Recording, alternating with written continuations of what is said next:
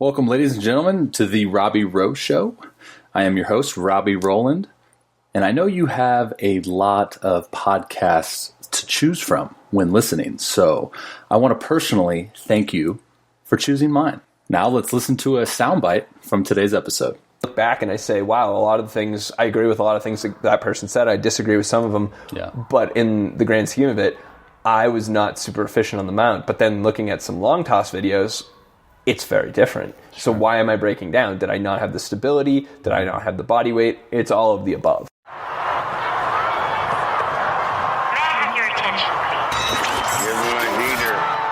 Now listening to Clear the Mechanism. The Robby Rowe Show. The Robby Rowe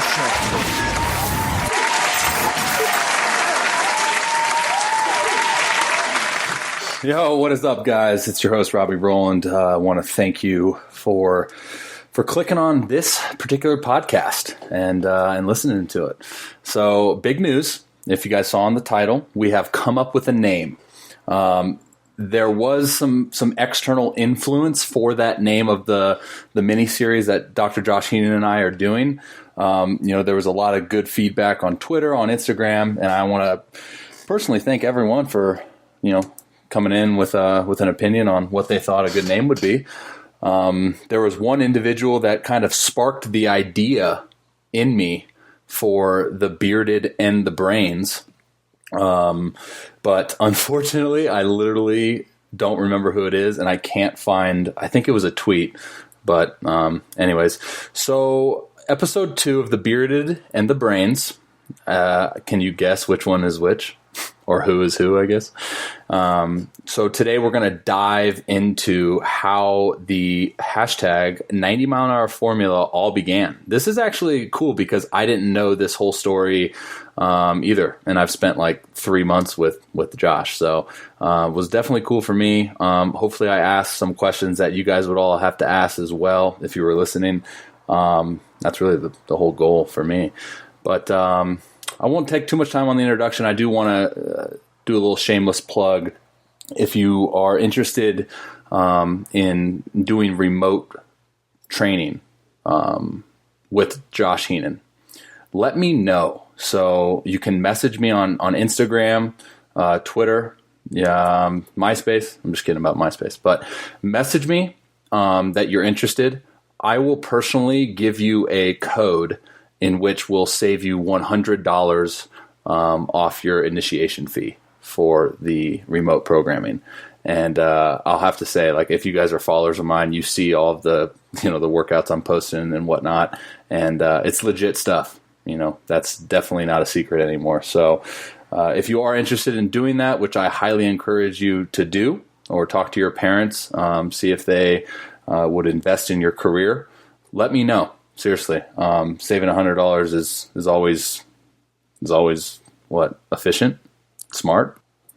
Anyways, speaking of efficient and smart, Josh and I elaborate on the transfer of his long toss. He said he was long tossing 360 feet to the mound, and why he wasn't transferring that exit velo of when you throw a baseball. So science says if you throw a baseball 300 feet, that's 90 miles an hour out of the hand. So he was confused as why he could throw a baseball at 360 feet, but he couldn't throw 90 off the mound. I think for me personally, this is where the delivery and the mechanics of the actual pitch come into play. And I want to personally offer you guys a one-time video analysis on my website. I will put the link into the bio of my Instagram, and I will put the link to that into these show notes. So whatever platform you're listening to it on, just scroll to the show notes and you'll see a clickable link right from the platform you're listening to it on, and it'll take you right to the page where you can sign up. I also have a discount code for you guys. Save 20% for listening to this podcast, or if you're just an IG follower. That's Robby Rowe Show. Robby Rowe Show. ROBBYROWSHOW.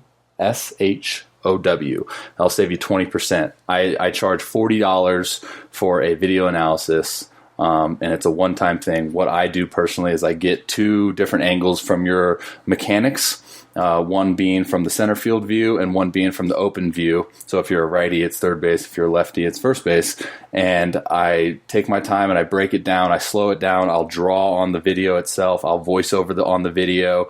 And then I'll send you a personal video of myself talking about targeted drills that could help you in the long run to transfer energy, to make you throw harder, have better command, give your arm more time, utilize your body's strength, and all of those things within a one-time video analysis that can be found on my website, www.therobbyrowshow.com. All right, guys, without further ado, let's get to the show.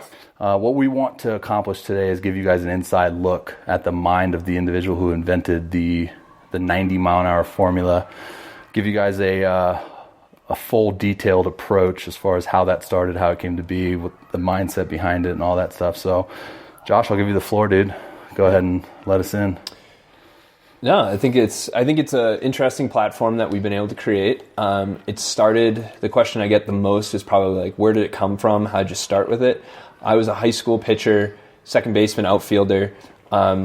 Started as a sophomore and was able to make a good impact on varsity, but I am a relatively small person. I'm 5'9". In high school, I was about $145 to $155, and topped out at 85 in my career. So got a lot of wins my junior and senior year, but that didn't really translate to the mound the way I wanted it to. I threw reasonably hard for an average high school pitcher, but I had schools come and contact me and say, hey, listen, we want you to come on campus and stuff. And D3 programs were great. Yeah. A lot of JUCOs, a couple D2 programs, and then a couple D1s. And the D1s I really liked. So when they did not follow up with me in the fall of my senior year, that was really frustrating. So I started to try to figure out what's going on, and it's been an endeavor ever since. Yeah. So figure out why you weren't throwing harder? Is that why I wasn't throwing harder. It was my big question because... Yeah. My strength numbers in the gym were actually really good. My PR in high school for deadlift was, I think it was 475. Even though you were 140? It was tiny. And ask any of my buddies. Yeah. It's I was considered the strong guy, even though I was tiny.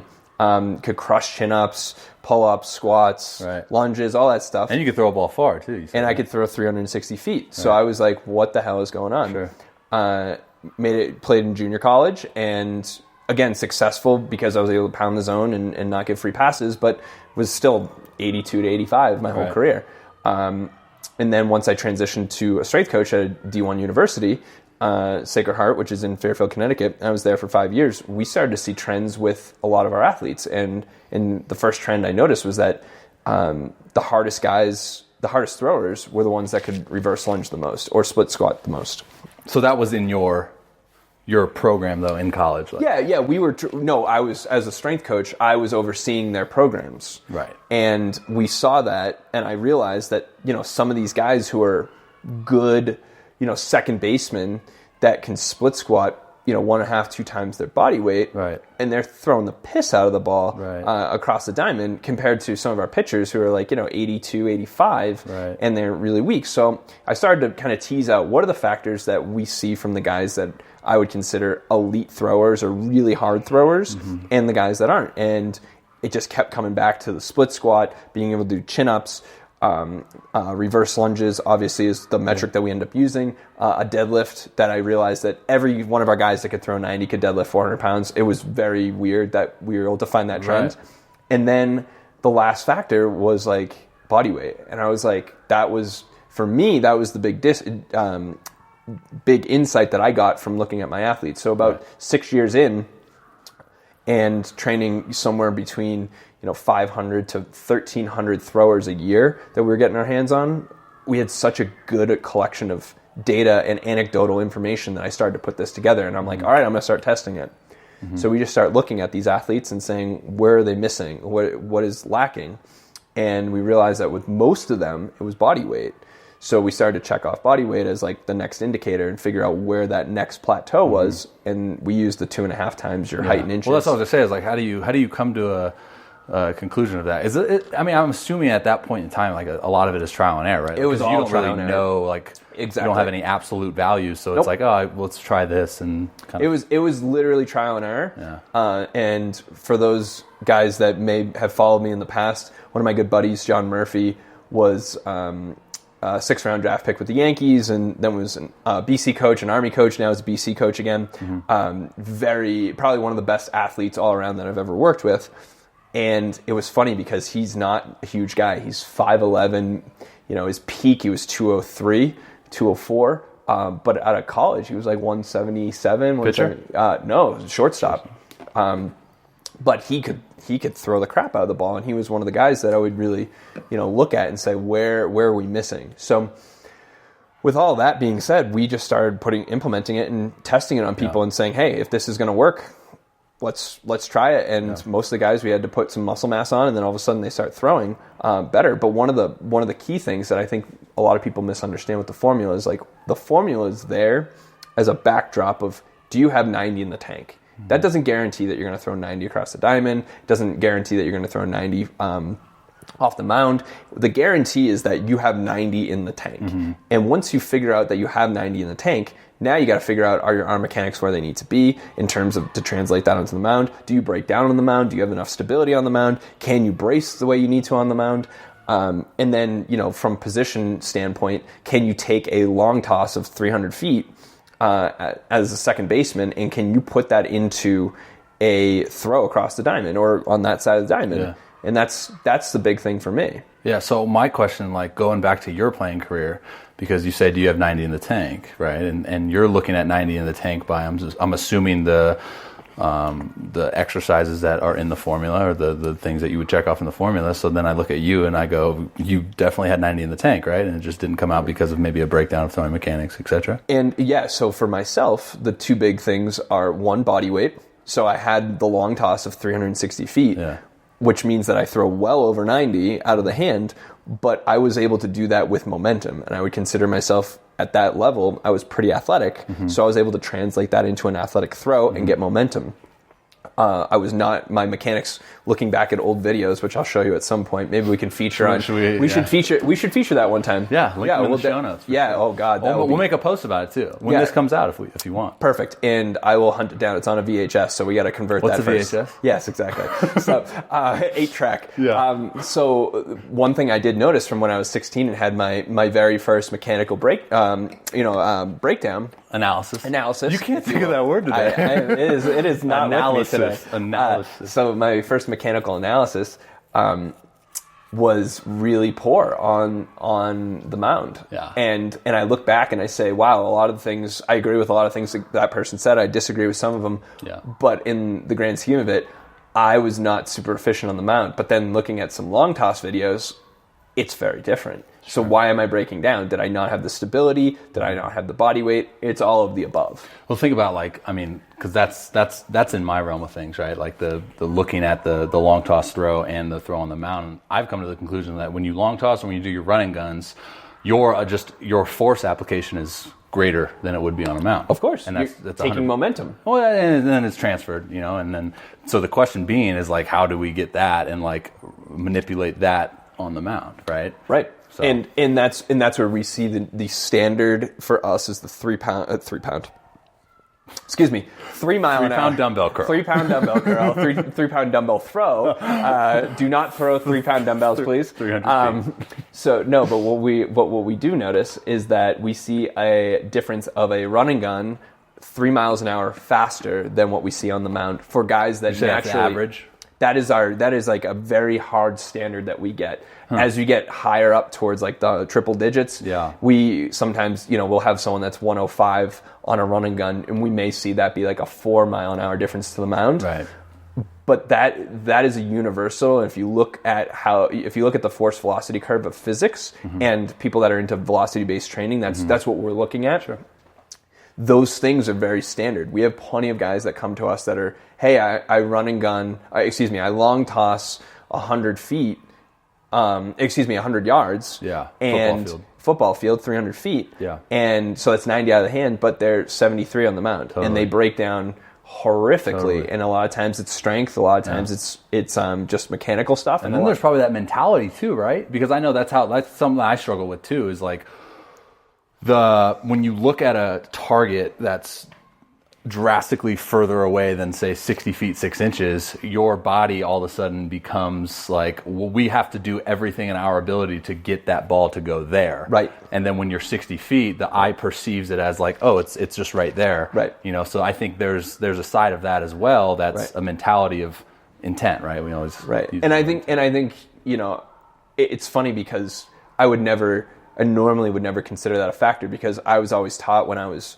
on the mounds, like, you want to put the ball through the catcher's glove and like knock him on his tail. Yeah. And you know, 82 may not have knocked him on his tail, but but at the same time, we're still trying to. The goal is to get there, and that's why I love the long toss. And a lot of people argue and debate on, oh well, is it really the same arm mechanics? Is it really the same arm slot? Well, you're working this and that. I get that all the time. And yes, of course, it's slightly different, but we're looking. But so is in deadlifting 400 pounds. You're not deadlifting 400 pounds on the field. We're trying to teach the body, can you put that force into the ground? We're trying to teach the body on the long toss, can we actually cover more ground? And I think the more athletic you are, the easier it is for you to get a better long toss, which means you're going to be able to time things a little bit better, and you're naturally going to be able to move with more efficiency. I believe that is our biggest indicator of what you actually have in the tank. And if you have to throw out everything with the 90-mile-an-hour formula, the only thing that really matters in terms of if all you care about is throwing 90 is throwing 300 feet. Exactly. It's very simple. And why not keep it simple, right? Yeah, absolutely. And the way I look at like the formula is an athlete's capacity, right? Like you're basically you're building your capacity. Like you post a lot on your Instagram account as like earn the right to throw 90. Right. So that's like building your capacity to earn that right of throwing 90. So would you say like all of those things that you implement in the formula, like really hammer that home? Absolutely. And that's why we did our little UCL study where we took 320 some odd 336 athletes and we ran them through. We did a survey to figure out what those metrics mean towards a UCL surgery, comparing those two groups. We knew going into it, at least I knew from the thousands of data points that we've collected, if you can't reverse lunge your body weight for reps, you can't do a chin-up, and you can't do a push-up, we know you're a super high indicator of someone that's probably going to have a UCL issue if you throw reasonably hard. Yeah. So, the hard thing is right now that information is...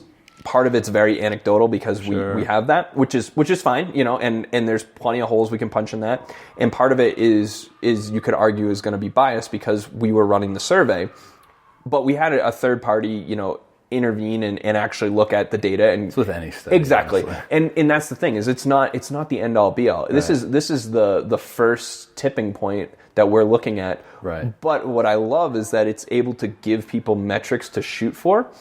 And it gives them an opportunity to say, well, this is my career, and I have the opportunity to get myself better, instead of just someone coming saying, well, you're not going to throw. Well, that's hard.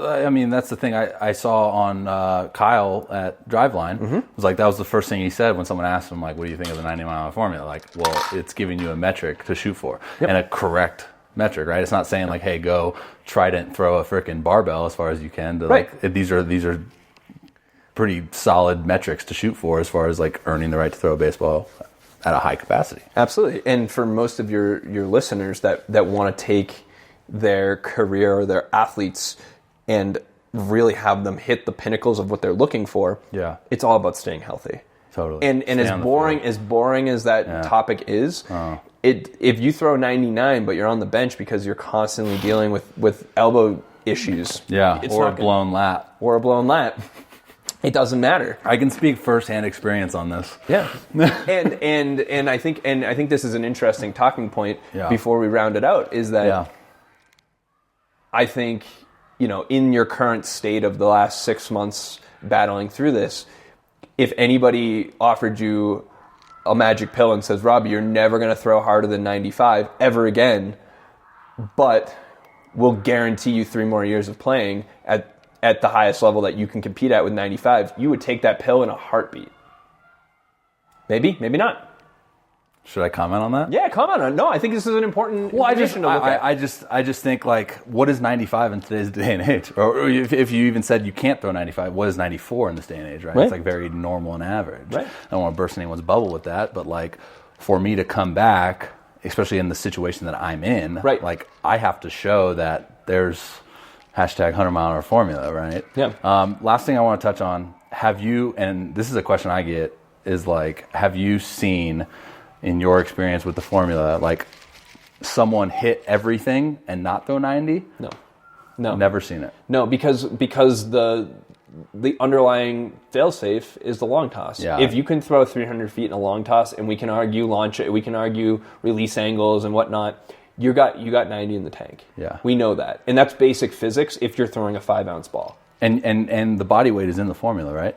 The body weight is in the formula. So if someone comes, like, so say your 18-year-old self comes to you in present day and goes, hey, you'd say freaking eat avocados and steak. Go eat. Yeah. Interesting. Yeah. Can I ask you a question? I love questions. All right. As long as I can talk. So I think saying about how 95, talking about 95 miles an hour and how that's average, and it's something that I've talked a lot about because I think by the time, I think it's end all be all, or end goal, like, right? Like, what is your end goal? Like, what are the athletes that come to you wanting the 90-mile form? What's their goal? Right. D1 baseball? Right. D2, D3, JUCO? As far as they can go. Exactly. But for you, so, I'm about to be a parent. My son's in 18 years. B2. Coming in hot. In 18 years. Am I going to be a godparent? Oh, God. I don't think the real Dr. Heenan would allow that. So we'll get her on the show. Yeah, we'll get her on the show. That would be funny.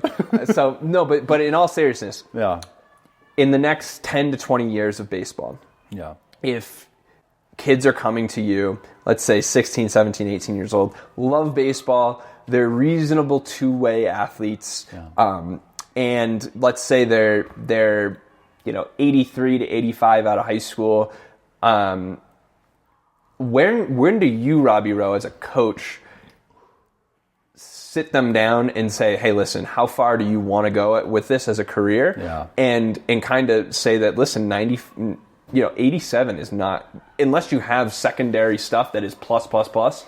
Even that, dude. 87 isn't going to cut it. And that's my thing is like, if B2 comes to me and says, hey, listen, I want to be a college pitcher or I want to get drafted out of high school, and he's 16 years old and he's touching 82 and he's working himself towards the formula, but we see that his long toss isn't going to get over 300 feet with consistency. Yeah. Is it even worth him pursuing that if he's a good second baseman and can drive the ball? We can dive so in depth to that because there's so many moving parts. There's so many factors in that. I think you have to look at lineage too. Right. You have to look at like, okay, is the kid 5'9", but his parents are over 6 feet? Right.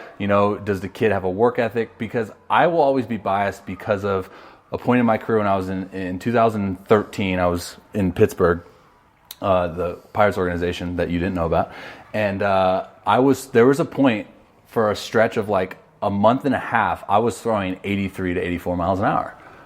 And I knew that wasn't all I had, but it took certain adjustments. We can talk mechanical, mental, physical, whatever. It took those adjustments, and then literally like a year and a half, 2 years later, I was throwing 99. Right. So I see it in that point of view, whereas like, I believe, obviously I'm 6'5", 240 or whatever, at that time. Yeah. So there's those big factors. league DNA. Exactly. A brother that plays professionally. Yeah. So it's like, you look at me, I got chest hair, and it's like, well, big leagues. But if your kid, say B2, is like, your height, no offense. Yep. Your weight, no offense. Your terrible looks, no offense. But he's like, at that projects as potentially like a Pedroia second baseman, a Bregman third, like maybe could hit pop, like gets it, understands what he's doing with the bat. Then it's like, look, like that's when we do need to make the change. And that's and so I especially think at 18, right? And that's my thinking currently, which is constantly evolving. Is that what can you be elite at? Right. And if you're teetering of like, hey, you may be able to have 90. Your secondary stuff isn't that great, but like you hit the crap out of the ball and you can swipe bags all day and you're a solid outfielder. Why would you not make the move? But there's also another factor in that is like maybe he doesn't like the hitting lifestyle. Right? No, right? It's a lot. I mean, we talk about the grind of being like a big league, like, you know, my like dad made me a pitcher for a reason, right? Like but the grind of being an everyday catcher is like that. Well, that was the thing. Is like he saw the pitcher's lifestyle, especially starters, every 5th day. Oh yeah. Other 4 days you're chilling. Exactly. And it's like, why wouldn't you want that lifestyle, right? Absolutely. So maybe there's a goal for like, okay, I want to do that, but what is my body allowing me to do? Right. At a high level. Absolutely. Right? And I think the love and the passion, I talk about this all the time, is like that has to be there first. Absolutely. I sent a tweet out. You know, that's like the most important thing. Like, what is your foundation? If your foundation for like hitting is very unstable, like maybe I'm just good at it. Right. That's gonna break down. It's gonna crack eventually. But if your foundation for like pitching is like, I love pitching, I love doing early work, I love working on my mechanics, I love working on my pitches, and maybe my stuff doesn't portray me as like a guy, but I love doing it. I'll go D3. You know, and like love that time of my life. You know, and it's exactly what we say to people that come to us. And I'm sure you probably get it too now that you've been, you know, working with me for so long. That people are like, hey, when should my kid start training? Like, what's a good age? What's healthy? What's safe? Oof. I mean, the research is pretty clear that you know, the movements that we do in the gym are going to be safer in a controlled environment than we are on the field. Yeah. As long as you're using efficient movements, which is a whole other conversation. But looking at it very basically, for me, next puck.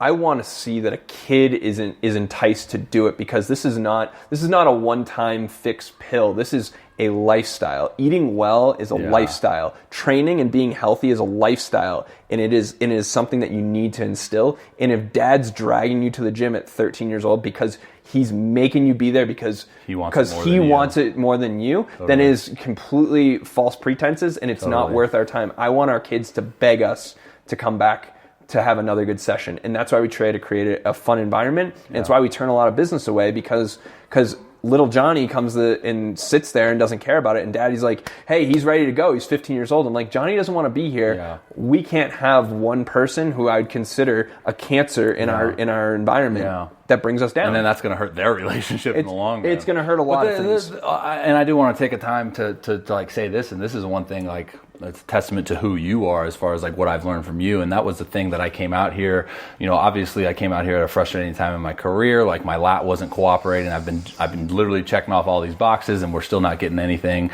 And like my attitude showed, right? So I'm like usually a happy-go-lucky individual that I show up and I try to brighten a room. And I wasn't that for a specific time in my journey with you, and you call me out on it, like, right? So like, what is big picture? Like, what is your end goal? Right. So if like my end goal is like, yo, I want to throw 100 in the big leagues and stay in the big leagues for as long as, you know, God allows me to stay in the big leagues for, then I need to act accordingly on a December 7th Tuesday at 4 p.m. in the gym. Like I need to constantly be mindful of everything that I'm doing in my day to better enhance my opportunity that I potentially will get in the big leagues. And I think that people lose sight on that, right? Like they look at like, oh man, these reverse lunges suck. But if you instill that mindset of like, dude, these are going to help you. But that's the difference between an amateur and a professional. 100%. And just because you have the tag of professional, or the fact that you were a high draft pick, or, you know, any other thing that can be thrown to you and say, oh, well, you know, this is what it is. You're a human.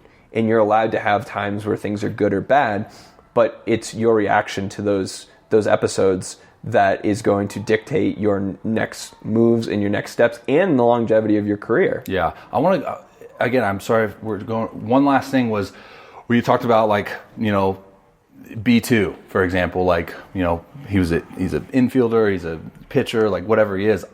And correct me if I'm wrong, or I guess you can't, but because it's my opinion, but like, I always tell people, like, do it all, like, while you're young. Like, experiment with what you love, right? If that's lacrosse, or if that's soccer or underwater trident throwing, like, do it all. Like, be an athlete, right? I think that's something that I don't like to give myself praise in this situation, but like when I was young, I was outside, I was a kid, and I'd never lifted a weight until I turned pro, but I was doing these athletic movements all day, every day. And that's the Dominican argument. That's the same thing of like, why is per capita, why is the Dominican population pumping out, you know, 4 or 5 times the major leaguers that the United States is? Because in my opinion, when we've talked about this, guys are running around playing soccer, they're throwing rocks, they're playing tag, they're outside running around doing things Barefoot. to become more athletic in general. And when parents come to us and ask questions in terms of like, hey, like we want him to hit the formula, we want him to do this and that and whatever, but like he loves football, he loves basketball, and he's playing baseball, but I think we're going to switch this one and we're going to do track. Want to take it away. I'm like, listen, let him be an athlete. Right. Like he's got his whole life to train. Right. Now, I think being an athlete is the fundamental core of this, and if you can't dedicate 3 hours a week to training, then you're probably not going to be as elite, or you're not training to prepare yourself to be as elite as you could be. Right. And in my opinion, you probably don't deserve to go to a D1 program. You probably don't deserve to get drafted. And that's a selfish opinion from me. Sure. And it's super biased, but that's just my own current thoughts on it. Sure. But being a well-rounded athlete gives you so many different opportunities to move and challenge and learn to lose. I am the worst basketball player you will never see me play basketball because I look like Stanley from The Office trying to dribble, okay? Like it's just not a thing. But I played basketball in a rec league from probably 7 years old until my senior year of high school. And it wasn't because I was good. I was terrible. I loved playing, I loved competing, and I'd run around and create absolute havoc on defense because I would just get in someone's face and I just wouldn't leave. But to me, there was like an opportunity to get better and be more skilled and just challenge myself because I'm never going to be the best person that walks on the field every single day on the baseball field. And you're not going to be that way when you start to get to the next level. Everybody at the D1 university level was the best kid in their team, best kid in their state. Like, deal with it. They're all good. That was a good way to end it. I appreciate your time, man. Thank you. You too, buddy. Until next time. We've got to ponder a name for this show, by the way. Sounds good. If anybody has any names, please send Robby a DM. Yeah. Don't send Josh a DM. Please don't. It probably won't get checked in a timely manner at this very moment. But please send Robby a DM. I'd love to. We'll do a poll. Perfect. We could do a poll on your Instagram, too. We could do a poll on yours, too. Yeah. But they'll just say you're hotter than I am. Hey, and listen, your mom voted for me, so that says something. Yeah, we can't have that. All right. Great. Let's get to whatever we had doing next today. Perfect. All right. Thanks, guys, for listening. Talk to you later. All right, guys. That's another episode of The Robby Rowe Show. Do me a favor, if you liked the episode, or even if you didn't like it, go ahead and leave me a review on whatever platform you're listening to. Not only does it help me out with popularity on my show, but it also helps me out as a host of this podcast.